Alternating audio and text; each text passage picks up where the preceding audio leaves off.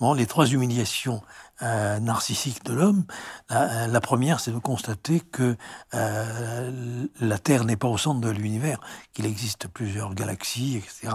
Donc c'est les découvertes coperniciennes. Bon.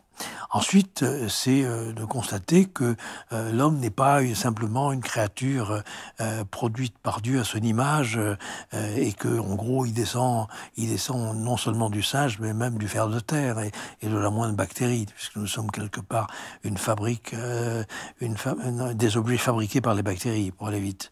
Donc, si vous voulez, et la troisième, c'est de croire, on revient à la question de l'identité de l'individu, c'est de croire que nous sommes au centre de nos décisions et que nous décidons de manière autonome, libre et rationnelle. Ça n'est pas vrai. La plupart du temps, nous pouvons même, je dirais, travailler, c'est la plus sûre de mort, à notre propre anéantissement. Nous pouvons travailler à l'encontre même de nos intérêts. Et donc, c'est la découverte de l'inconscient. Donc, si vous voulez, voilà les trois humiliations.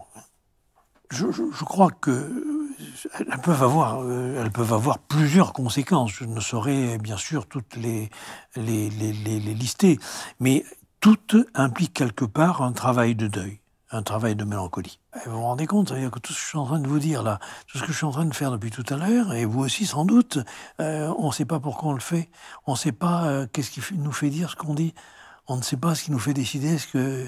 Vous voyez, on est traversé par des tas de choses. C'est pour ça que je ne crois pas à la notion d'identité. Parce qu'on est multiple, vous voyez. Déjà, on est multiple en ce que notre renouvellement cellulaire fait que nous ne sommes pas constitués biologiquement de la même manière, je dirais, tout au long de notre existence. C'est une évidence. Mais qui plus est, nous sommes traversés par des tas d'influences, et notamment l'importance, vous le savez, j'ai beaucoup travaillé sur la question du langage, j'ai consacré mes 2 thèses de doctorat à la question de l'appareil du langage. Nous sommes traversés, si vous voulez, par des phonèmes, par des monèmes, par des mots, par des phrases qui fabriquent nos pensées, alors que nous avons la prétention, justement, de pouvoir, en quelque sorte, les produire, alors que nous en sommes bien souvent le produit.